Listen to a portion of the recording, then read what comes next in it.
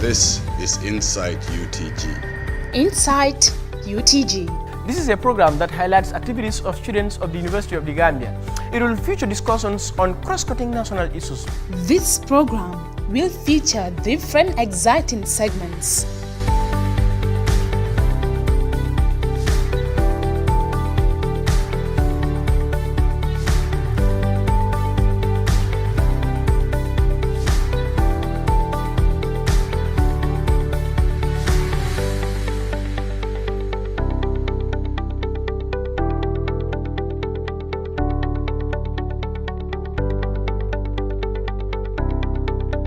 Hello and welcome to yet another interesting episode of the Insight UTG, and I am your host Claire Demba. This is Insight UTG. Let's kickstart with the art box session where we featured Asan Job, known as Bugatabi, and Omar Cham, the champion poet. Let's take a look and see what they have for us. Welcome to my segment, your segment, our segment, the Art Box. And in this segment, we'll be featuring so many amazing talents inside the UTG. And of course, it's your program, Insight UTG. The only mistake, always inside and insight. I mean, that's my one. Hey, insight. Take this one, insight. Well, of course, you've seen him, and I know you know him. He is the greatest of all. He is the greatest I've ever seen when it comes to poetry in the Gambia. Omar, say hello. Well, hello to the viewers. Of course, my name is Omar Cham, commonly called Champion, better still the champion poet, and I'm so much delighted to be on this platform. Mbalo, Kanjara, Jara, and well, in this segment, like I said, we'll be featuring so many amazing talents ranging from comedy, poetry. Yeah. If you're an artist, you know, even so many draw, living bisa, sky bisa. You are welcome. Hence, you're in UTG. We are going to spot that talent, and then you will be here. Yeah. So I feel honored and great since this is the first edition, and I'm with my boy, you know, the champion poet. By the way, boy, man, introduce myself. I'm very sorry. My name is Asan Job. Yes, and thank you. So, champion. Wow, Asan. My mail. Okay. Let the president not dictate. Let the VP regulate. Let the media operate. Let the farmer cultivate. Let tribes cooperate. Let religions tolerate. Let cultures integrate. Let poor harvest depreciate. Let the artists decorate. Let the activists advocate. The Red Cross, the first aid our education with better grade. Champion. Let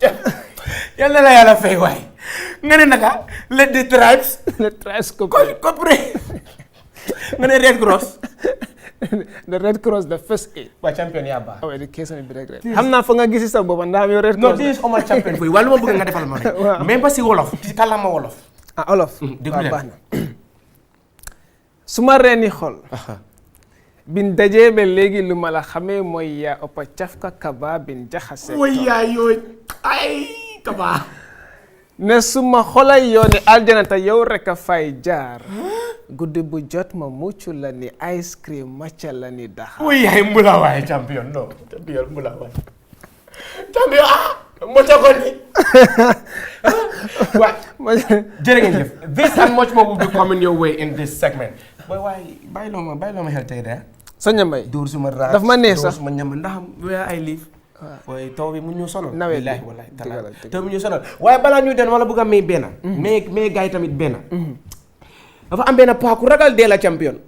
Fat naa xam nga ko de pas Sirifo. Sirifo waaw xam naa Sirifo. waaye xaritam bi oncle Cheikh. waaw oncle Cheikh. Oncle Cheikh nga gaañu nag. nga ne ma. waaye xam nga oncle Sirifo moom du dee dem dëj at all.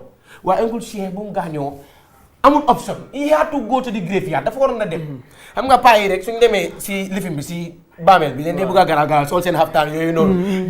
di toog nii di ñaan ñi di suul de moom muy toog di ñaan muy ñaan fekk xale ñi ngay suulaale lifin bi xaftaan bi.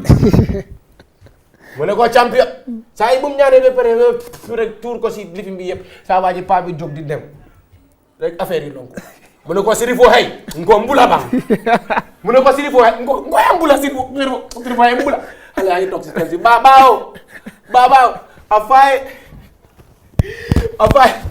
afay dama nit ase mbula te dee ko mu ne Sirifo mbula waay Sirifo mbula waay We hope you enjoyed it, and we'll say a very big thank you. Do join us next time on this amazing segment, the Art Box. I am Asan Job and Omar Cham saying bye-bye. Thank you. Thank you. This is Insight UTG. That was really interesting. Like, I can't even help myself but to laugh. Moving on, recently, some students from the University of The Gambia went to Ghana to attend the last yearly cohort. Musa Balde was out with them. He had some sessions with some of the students that were part of the yearly cohort recently. So let's take a listen and see what they have to say. This is Insight UTG. It's a warm welcome to the Bantaba with me, Musa Balde, and in the studio today I have a lady and a gentleman who were part of the yearly cohort 12 for Ghana, and interestingly one of them won an award, and she's here. This is Jane Gomez. Jane, welcome to the program, and also Karamba Jallo, both students from the University of The Gambia, and I was part of them, the team that went to Yali, and today we'll discuss on the experiences during their stay in Ghana for 3 weeks. I'll begin with, okay, should I say the lady? How was your experience in Ghana for the 3 weeks of the training? Thank you, Musa. My experience from Ghana, it's a life-changing experience. Actually, my trip to Ghana was basically to get away because I was involved in a life-threatening accident, and I wanted to get away, you know, to just have a freer mind and all of that. And Yali has proven to me that I don't only have a change of environment, but I also have a life-changing experience that will live with me for a long time. And so I'm really grateful. The connections I've made with the people I met from the 8 other countries was really amazing. And what I've learned from my civic track was also really impacting, and I look forward. I've already started. I just got back from a trip to my village under my organization to go and start another chapter with the students in my village, and it proved to me that what I've learned in Ghana is actually life impacting, and it's working. So I'm really grateful. Great, life impacting. And so, Karamba Jallo, you were part of the public policy management track. Could you share with us some of your experiences during this day? Yeah, it was an amazing experience, and I was fortunate to be part of the cohort, that is the cohort 12. And I've learned a lot. I went to Yali in order to develop myself and also equip myself with knowledge in relation to public policy. Because it is a course that I've started with Mr. Taro, the registrar at the university, and what I've learned there captivated me, but there were still some things that were unclear, and I wanted to have a thorough understanding of these things. Consequently, when I applied for the public policy management, that is the public policy track, and throughout my stay, I learned not only about the importance of the public policy processes, but also how public policy shapes the life of the people, the lives of the citizenry, how public policy changes lives, how it impacts in the lives of the people. Because I've been made to understand that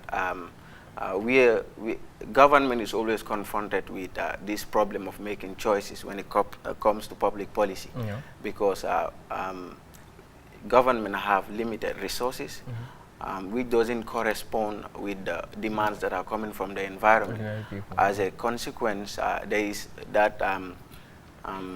is no tally in between these two. So I've been made to understand that government at times need to make choices, rational choices, because the resources available wouldn't be able to cater for all of these needs. And apart from that, I've also met people, and I'm proud today that I can call myself a sub-regional citizen, because when I go to the land of the upright, Burkina Faso, I wouldn't need to go to a hotel to lodge myself. Likewise in Sierra Leone and other parts of Africa, within this sub-region in particular.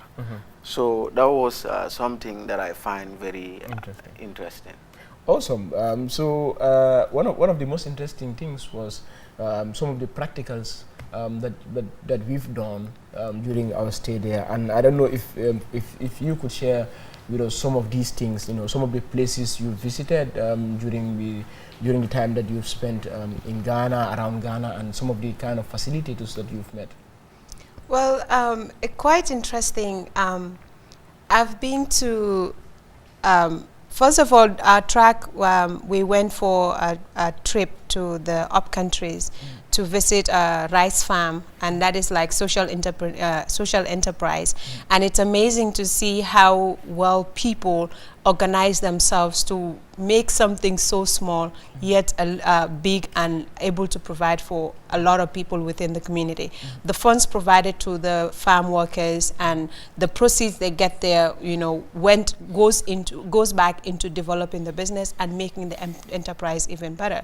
And also around Accra, I've gone to like sub places, and you can see that, you know, Africa can do a lot more. You know, we come across slums that people actually live within and they cannot clean. And we also, interesting enough, people take ownership in Ghana.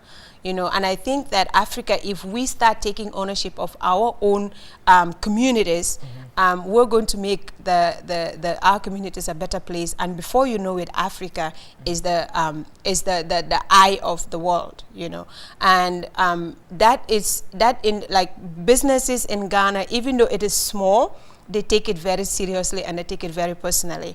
The people selling just coconut on the streets, they have the environment clean. They have a stand or a stall, and they welcome customers really well, because you don't have to be in an office, you know, to make your office look good. Wherever you are selling, whatever business you are taking care of, it's your business, it's your office, so own it, take care of it. It doesn't matter what people say to you, or he's a coconut seller, or he's a granite seller. Own it, and the proceeds you get there is going to be what is going to develop you, and the people calling you names will actually envy you at the end of the day. I also got the chance to visit the University of Ghana, and I can tell you it's one of the most amazing experiences, because I'm looking forward to going there to study my master's, and it's amazing to see how clean the environment is, how dedicated the students are, how welcoming, you know, the environment itself is, and it's conducive for studies. And I think that we can do a lot, even as compared to the University of the Gambia, we can do a lot more to make a conducive environment for students in the Gambia. And it's amazing. That's right. I totally agree with you, Queen Jane. And so, Kara, before you went, I'll assume that you were part of activities that really, you know, made the people that made the selection believe that you can do better. And then you will come back well equipped to, you know, to do a lot of activities. So, having come back, you know, having been back to the Gambia, what, you know, some of the activities that you would want to implement once you're back? Yeah, I have so many prospects in the pipeline. We intend to go for a community service to reach out to the farthest or the humblest of the citizens with regards to building, sensitizing them, and also educating them about the various things that we've learned there in our respective tracks. So how we did this was that we felt the need to approach the protectorate, because we believe that these are people who are mostly or verily in need of these things compared to those who are living within urban Gambia. So we targeted those people, and we were visiting a hospital and also conduct a community service in order to sanitize the community and also the hospital that will be visited, and also engage them in these respective tracks, our respective tracks, that is the civic track, and also the entrepreneurship, as well as the public policy management, to educate them about the importance of these three things, because these are things that strengthen development. These are things that also bring about an economic boost. So this is something that I have in the pipeline, and I also look forward to working with my organization called the National Youth League, which is a civil society organization, also obsessed with policy advocacy, because we are also interested in ensuring that we eradicate unemployment within the length and breadth of tiny Gambia. And public policy has made it obvious to me that you can only do this when you engage in advocacy, to advocate for some of these things that you want a change in. So these are the things that I have pending in the meantime. But we'll soon get it started. Quite ambitious. Yeah. We're running out of time, but I would love to hear, Jane, you won an award, the Yali Spirit Award, which is very prestigious. Could you tell us, in your opinion, why do you think you grasped that award, and how did you feel receiving that award? Well, in the first instance, I wasn't expecting any award. I went to Ghana with the spirit of creating a better environment for myself and making new connections. So I got there, the first night I got there, I actually was like very open to everyone and make sure that, you know, I feel comfortable. Because if I don't feel comfortable, I feel like, you know, I'm being closed up. So I try as much as possible, you know, it's a new environment, you know, just blending. And already from the airport, people started, you know, I started making friends, you know, and I feel like that free spirit is what carries me through.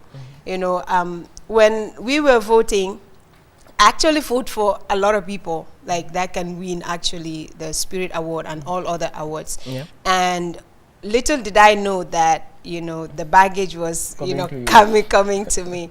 And the fact that I feel that I belong, I feel that, you know, I've made a lot of friends. I just don't know you by your name. I try to know you personally as possible, you know. And so doing that was, you know, one of the things I think carried my name to being the winner of the Spirit Award. And receiving the award, it was more of a shock than a surprise to me, because a lot of people started hugging me even before the award. I was like, I know the Spirit Award is going to come to you. I know the Spirit Award is coming to you. So I went to bed that night thinking, oh, well, maybe it could come. You know, it wouldn't be a surprise, but it would be a shock, because I didn't know that that's how much people recognize me within the cohort. Within 9 countries, one person coming out, being recognized by all of these 9 West African countries. It's incredible, and it's amazing feeling. So I'm really grateful, and I'm happy that, you know, the award actually come to Gambia. It's a tiny country, and you know, we've been recognized, and it also a show of proof that Gambia is indeed the smiling coast of West Africa.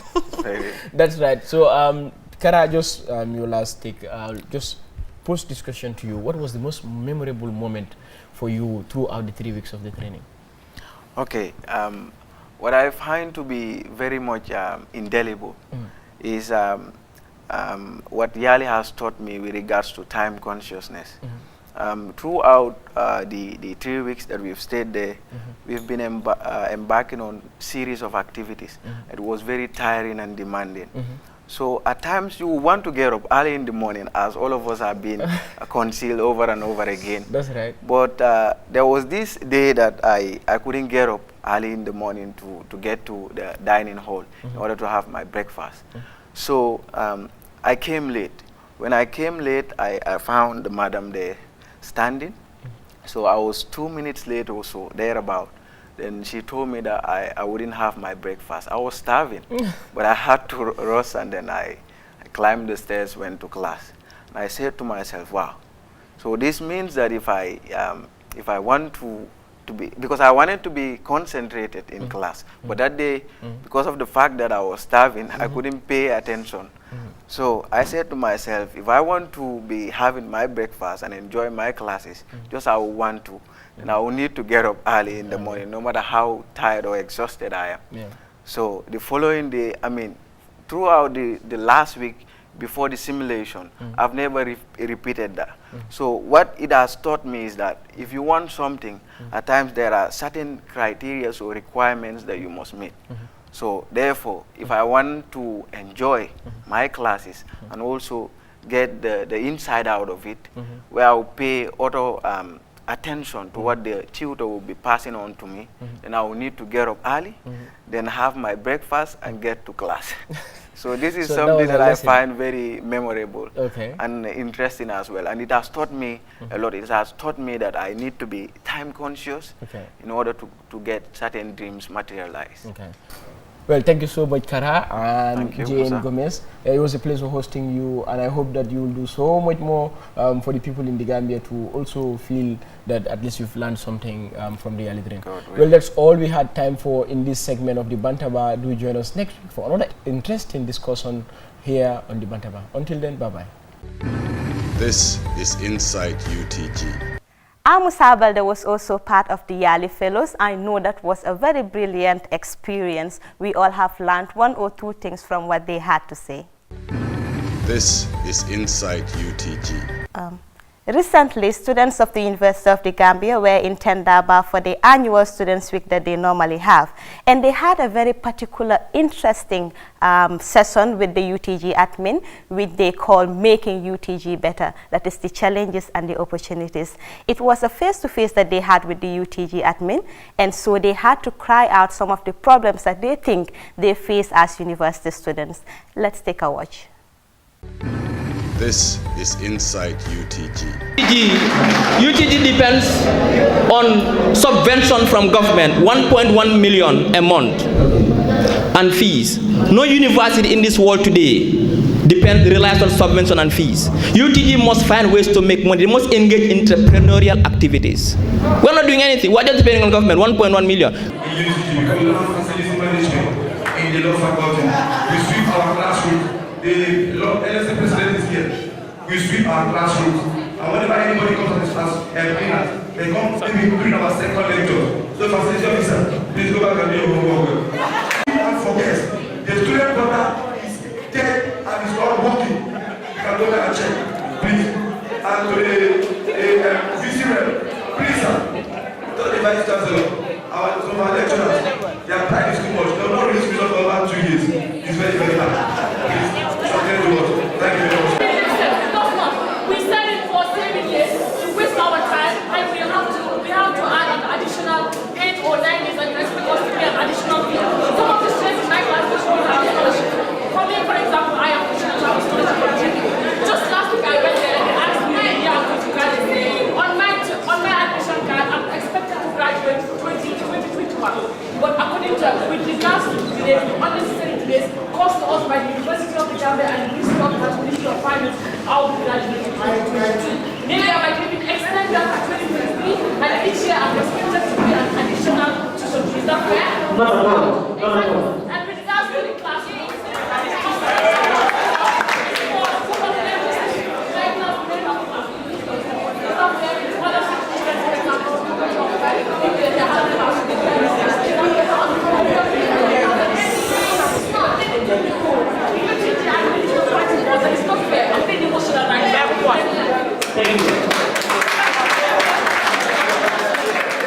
Concerning the lecturers' issue at the School of Medicine and Allied Health Sciences, one of the faculties of the school or of the University of the Gambia.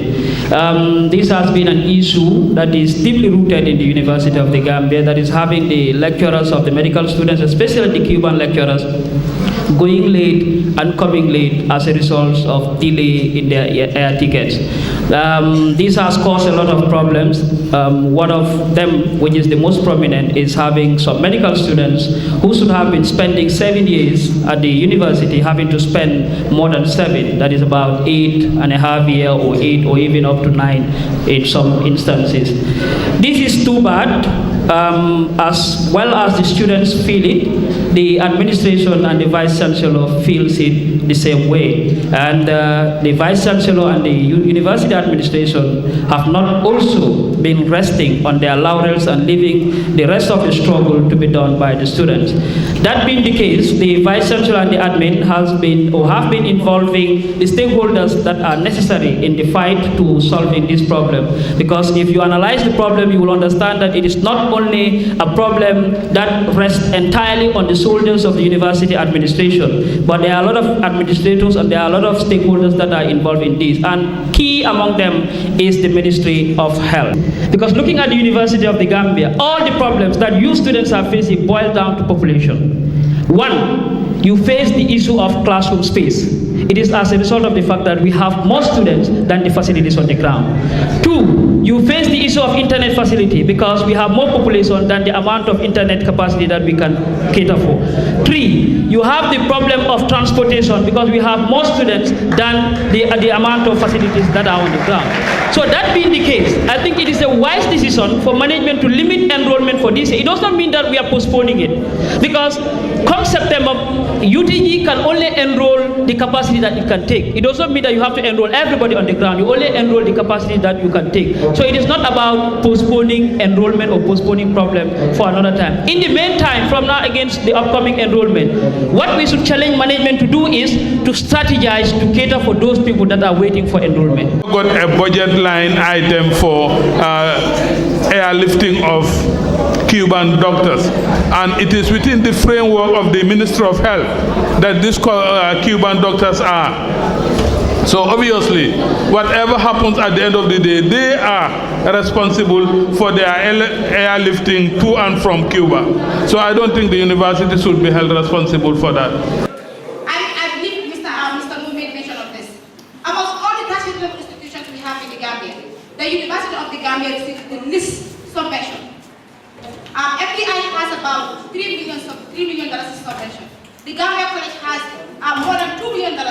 And it's another side that the University of the Gambia is having less than $2 million. And we are all saying that we want national development. We're trying to redefine national development, but our stakeholders are not trying to give us or are not trying to involve the University of the Gambia. We all know that we are the academicians, and when it comes to solving societal problems, we're supposed to be in the limelight. But even if we do not have a proper subvention, then it means we are having a problem with the issues that we are facing as far as national development is concerned. And the second thing is about the lecturers. Don't make mention of this. You will go to the universities and you will see that some of the schools you have less than 5 full-time lecturers. For example, you go to the School of Journalism, you have less than 5 full-time lecturers. You go to other schools, BBA, etc., you have few full-time lecturers. This really affects the productivity of our academic knowledge. And for example, even if you have a problem with these lecturers, for example, you have a lecturer taking you like 4 courses per year, or takes you 5 courses per year. If you have a problem with that lecturer, how do you expect those issues to be solved? And the final thing is about the library. We all know that in every university that we go, that we attend or that we go to, research and publication is something that is very important because universities all around the world are based on research and publication. And this is something that we are pleading to the university administration. We have never had a standard library. This is Insight UTG. Okay. Wow, that was a very tough session. The students have come up with very critical points, or let me say issues that they are faced with at the University of the Gambia. This is Insight UTG. Well, viewers, that was all we had time for. Join us every week on GRTS for more interesting sessions on the Insight UTG. Till then, I was your host, Claire Demba. This is Insight UTG. Insight UTG. This is a program that highlights activities of students of the University of the Gambia. It will feature discussions on cross-cutting national issues. This program will feature different exciting segments.